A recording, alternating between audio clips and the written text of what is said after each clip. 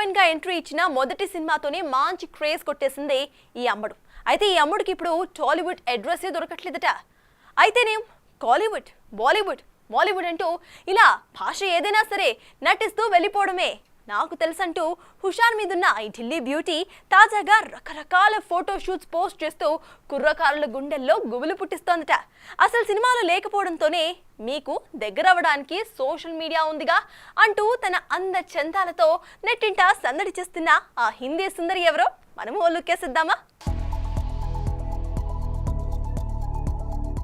తాజాగా దాదాపు 3 ఏళ్ల కింద కనబడిన రాశి కన్నా కూడా నేను ఇక్కడే ఉన్నానండోయ్ అంటూ అందాలు ఆరబోస్తూ మీడియాలో సందడి చేస్తోంది. హిందీ తెరపై మద్రాస్ కేఫ్ తో, తెలుగు తెరపై ఊహలు గుసగుసలాడేతో హీరోయిన్ గా ఎంట్రీ ఇచ్చిన ఈ అమ్మడు మొదటగా నాగార్జున మనం సినిమాలో తలుక్కుమంది. మొదటి సినిమాతోనే అందరినీ ఆకట్టుకున్న రాశి అటు బెస్ట్ డెబ్యూ యాక్టర్ గా సైమా అవార్డు ని గెలుచుకోవడం విశేషం.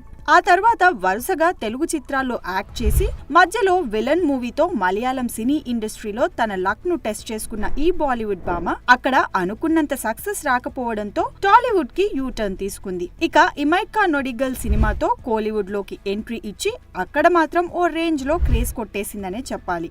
అలా టాలీవుడ్, బాలీవుడ్, కోలీవుడ్ సినిమాలతో షటిల్ సర్వీస్ చేసిన రాశి చివరగా గోపీచంద్ హీరోగా వచ్చిన పక్కా కమర్షియల్లో కనబడి ఆ తర్వాత మాయమైపోయింది. కోలీవుడ్, బాలీవుడ్, మాలీవుడ్ లో నటిస్తూ పర్లేదనిపిస్తున్న ఈ అమ్మడు ప్రస్తుతం చేతి నిండా ప్రాజెక్టులతో బిజీగానే ఉందని చెప్పాలి. యోధా, అరణ్మనై 4 సినిమాలతో అభిమానులను పలకరించిన ఈ అందం తెలుగులో మాత్రం స్టార్ బాయ్ సిద్ధూ జొన్నలగడ్డ తెలుసు కదా మూవీలో సెకండ్ హీరోయిన్ గా సెటిల్ అయిపోయింది. దీంతో అయ్యో మా అమ్మడి పరిస్థితి ఇలా అయిపోయిందంటూ తెగ బాధపడిపోతున్నారట రాశి ఫ్యాన్స్. ఇక నీరజ కోన దర్శకత్వంలో వస్తున్న తెలుసు కదా మూవీలో KGF beauty Srinidhi Shetty heroine గా నటించనున్న సంగతి తెలిసింది. చాలా రోజుల తర్వాత తెలుగు తెరపై తలుక్కుమంటున్న ఈ అందం తాజాగా హిందీలో గోద్రా రైలు దహనకాండ ఆధారంగా రూపొందుతున్న ది సబర్మతి రిపోర్ట్ మూవీలో కనిపించి అలరించిన సంగతి తెలిసింది.